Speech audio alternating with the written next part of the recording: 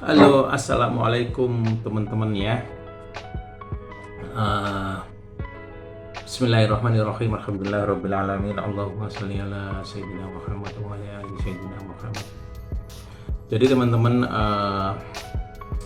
saya masih di Bali ini, tapi saya banyak di WA, di chat oleh jemaat yang di Depok ya.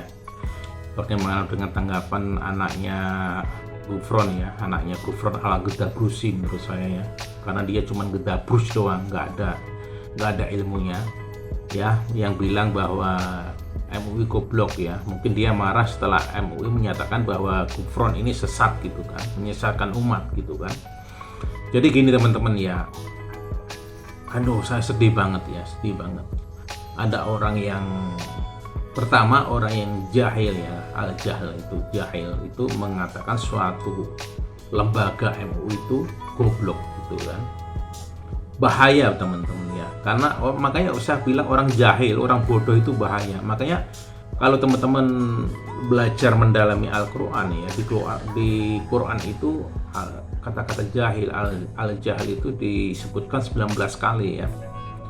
24 kali, maaf ya, 24 kali. Yang berbentuk isim, kata benda itu 19 kali ya. Yang berbentuk fiil, kata kerja itu 5 kali. Begitu pentingnya kata-kata ini ya, makanya Quran membahas itu sampai 24 kali ya. Bisa dalam bentuk al-jahiliyah dan lain sebagainya ya. Dia berbentuk isim 19 kali, berbentuk fi'il 5 kali kalau Quran ya, insya Allah kalau saya nggak salah ya.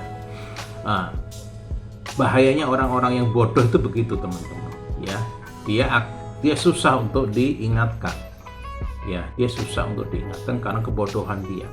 Itu yang pertama. Yang kedua, MUI itu goblok. Saya tahu siapa di belakang MUI ya. Yang belakang MUI kan ormas, semua lembaga ya. Jadi gini loh teman-teman, MUI itu kan bukan 1-2 orang yang di sana, itu lembaga pemerintah yang dianggap pemerintah ya. Di sana itu berkumpul ormas, ada Nahdlatul Ulama, NU, ada Muhammadiyah, ada Syarikat Islam, ada Perti gitu kan. Yang mereka itu yang aliran Ahlus Sunnah wal Jamaah, yang Syiah nggak diakuin di UI ya. Jadi nggak mungkin MUI itu begini loh teman-teman. Di sana itu berkumpul orang-orang yang alim gitu, orang-orang alim yang dari berbagai ormas gitu kan, mereka bersatu. Nah, kalau mereka itu menentukan fatwa, pasti mereka ini sudah didalami dengan detail hukum-hukumnya, efek-efeknya seperti apa gitu. Makanya kadang perdebatan di MUI juga panjang untuk menentukan suatu fatwa itu gitu loh. Nah, kalau orang bilang MUI itu goblok, itu ya berarti kan itu sama dengan menuduh orang NU yang di MUI goblok, teman-teman. Betul nggak? Ya, karena MUI itu kan ada NU, ada Muhammadiyah gitu kan. Lalu saya sebagai orang NU juga tersinggung kan. Gini teman-teman, saya itu orang pondok ya. Meskipun saya itu sekarang bergerak S1, S2, S2 saya S3 saya itu di akunting dan manajemen. Tapi dulu itu saya mondok lama gitu loh. Bapak saya, kakek saya itu pendiri pondok pesantren. Kiai Haji Zainuri itu kakek saya, teman-teman. Kalau kalian di Nganjuk di Kediri pasti tahu itu, Pak. Itu kakek saya gitu. Saya mondok lama. Saya mondok di Langitan, teman-teman, lama. Guru saya itu Syekh Abdullah Fakih. Saya belajar ilmu fikih, ilmu itu dari Syekh Abdullah Fakih. Kemudian saya belajar kitab Imam Al-Ghazali gitu, saya dari Kiai Imad dulu di sana juga, di Langitan juga ya. Saya lama di pondok. Makanya begini teman-teman, kalau orang bicara ini agama ini kan ada aturannya teman-teman. Berarti kita harus berdasarkan aturan gitu kan. Aturan-aturan itu ada di dalam kitab-kitab yang dikarang oleh guru-guru kita terdahulu gitu kan. Nah, itu kita nggak boleh sembarangan teman-teman, karena itu bahaya. Orang yang bodoh nanti memberi fatwa itu bahaya sekali gitu kan. Nah, sekarang begini teman-teman, saya untuk membuktikan MUI, saya dukung MUI ya. 1.000.000% saya mendukung MUI bahwa Ghufran Al-Ghadabrusi ini sesat. Ya, sesat. Yang pertama alasannya, dia bilang sholat duhur bisa diganti dengan sedekah ke anak yatim, 10 anak yatim. Ya, itu kesesatan yang nyata. Itu yang pertama. Ya. Semua kitab, kalau kita belajar kitab, orang yang meninggalkan sholat harus diganti dengan sholat juga. Ya, tobat. Memang ada beberapa pendapat. Ya, tapi kita akan menganut bahwa seperti Syekh Al-Nawawi di kitab Bajatul Wasail juga disebutkan tuh. Saya ngajar kitab itu, teman-teman. Sanad saya dari Syekh Abdullah Faqih ya. Ingat, saya punya sanad kitab-kitab itu. Ya, sanad saya dari Syekh Abdullah Faqih dulu di Pondok Pesantren Langitan. Ya, kalau orang meninggalkan sholat, dia harus tobat dan mengganti sholatnya, bukan mengganti dengan beramal ke orang lain. Ya, beda dengan puasa ya. Misalkan puasa ada udzur orang tua dan lain sebagainya. Ya, orang tua, terus ibu yang menyusuin, itu pun nanti ada dalil-dalilnya, ada detailnya. Nah, kalian harus belajar ini teman-teman. Ya, tapi sholat gak ada penggantinya. Ya, sholat harus diganti dengan sholat. Itu ya, itu yang pertama. Yang kedua, mengenai bahwa semua orang akan masuk surga, semua agama masuk surga. Ini kesesatan yang nyata. Ya, jadi gini teman-teman. Jangan dicampur adukkan kepercayaan agama ini dengan negara kita, Kesatuan Negara Republik Indonesia ini. Ya. NKRI ini sudah final. Ya, Pancasila sudah final, nggak usah diudak-adik lagi.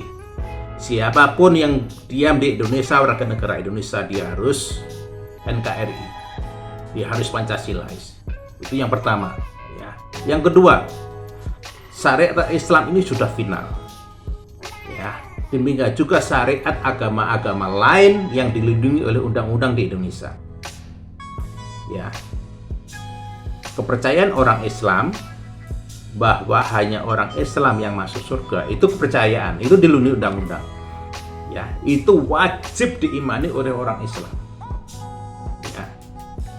Kemudian mengenai agama lain, mohon maaf nih ya saudara-saudara yang Kristiani, yang Katolik atau Kristen, mereka pun punya keyakinan yang sama teman-teman.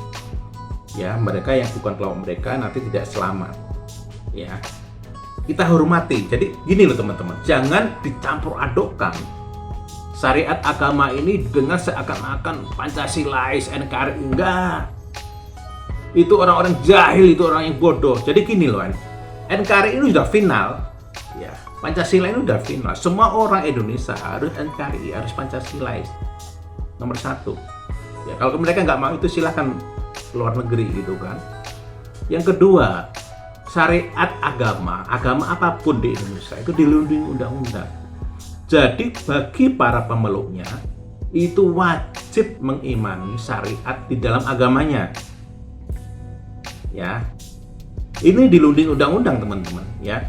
Contoh, orang Muslim beranggapan bahwa hanya orang Muslim yang masuk surga. Ya udah, selesai. Ya, jangan dicampur adukan dengan Pancasilais, dengan NKRI. Enggak, beda, itu beda ranahnya beda, ya. Demikian juga kepercayaan saudara-saudara kita, orang Kristen, orang Katolik, orang Hindu dan lain sebagainya. Mereka kemudian sendiri. Kita hormati mereka dan mereka akan menghormati kita juga. Karena kita Bhinneka Tunggal Ika, kita berbeda tapi tetap satu. Ya, itu ingat teman-teman ya. Itu syariat Islam dan ini dilindungi undang-undang dan ini berlaku bagi pemeluk agama Islam. Harus meyakini itu. Ya, masalah nanti saudara-saudara kita yang Kristiani, yang Hindu, yang Buddha meyakini juga kepercayaan mereka yang berbeda, kita hormati, gitu loh teman-teman ya. Pertama itu ya. Yang kedua, yang ketiga ya teman-teman. Ini tantangan terbuka saya. Tolong disebarkan ke Gufron dan anak-anaknya. Biasa saya tidak mengutak-ngutik pesantrennya ya, Uni apa itu ya, karena saya belum melihat.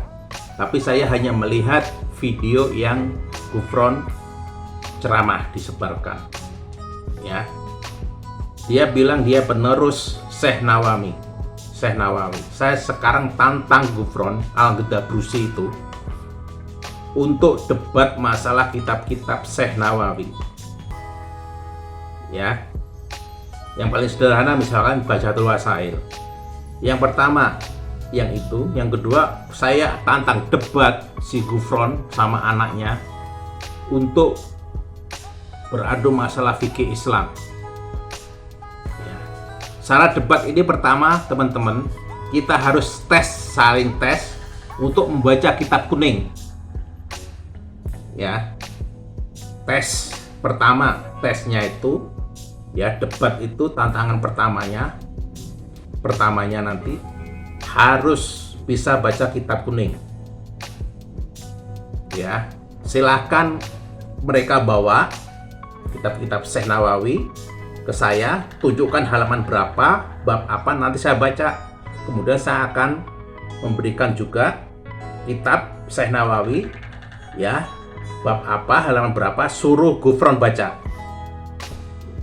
Itu yang pertama. Ya. Yang kedua,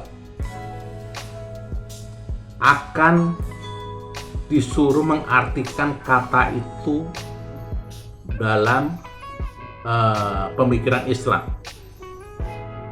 Contoh, ya, Arkanul Islam, bab misalkan tentang babul Arkanul Islam, ya, bab tentang Arkanul Islam. Jadi harus diterangkan tuh. Pertama apa? Contohnya di situ kan ada tuh. Artinya apa? Nah, gitu. Harus di samping bisa baca juga harus bisa menerangkan kandungan dari kitab itu. Maksud saya seperti itu. Ya. Yang ketiga, debat tentang fikih Islam. Debat tentang fikih Islam. Ya. Contoh, saya akan bertanya nih, bagaimana hukum talak? Atau contoh, bagaimana hukum orang yang murtad? Contoh, ambil di kitab apa, bab apa, dibaca di situ. Ya, ini tantangan terbuka saya untuk Gufron dan anaknya. Ya, silahkan disebar tantangan saya ini, dan nanti saya minta debat ini disaksikan orang banyak. Ya, saya ulangi, saya tantang Gufron dan anaknya untuk debat. Pertama, kitab-kitab Syekh Nawawi, Al-Bantani. Yang kedua, debat tentang fikih.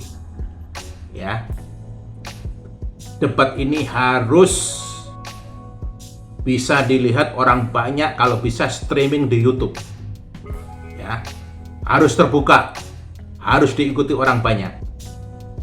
Ya, saya ingin lihat seperti apa kemampuan Gufron dalam membaca kitab kuning dan memahami hukum-hukum fikih Islam. Ya, ini tantangan saya kepada Gufron dan anaknya. Tolong disebarkan. Ya, silakan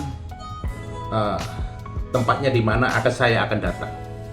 Tapi syaratnya harus dilihat orang banyak, diikuti orang banyak, terutama pengikutnya Gufron. Ya, kita akan lihat sejauh mana kemampuan dia dalam membaca kitab kuning, dalam memahami hukum-hukum fikih Islam. Seperti itu teman-teman ya. Saya kira demikian aja. Semua ini bisa disebarluaskan. Ya. Mereka akan tunjuk tempatnya di mana saya akan datang. Ya. Semua akan kita buka. Siapa sebetulnya yang bodoh? Ya. Saya kira demikian aja teman-teman. Ya. Ini bukan tantangan apa-apa. Ini tentang debat ilmu, ya. Jadi seperti dulu, ya, seperti ulama-ulama dulu, kalau beda pendapat, ya, dia akan debat, ya. Seperti Imam Hambal pernah mengalami seperti ini, ya.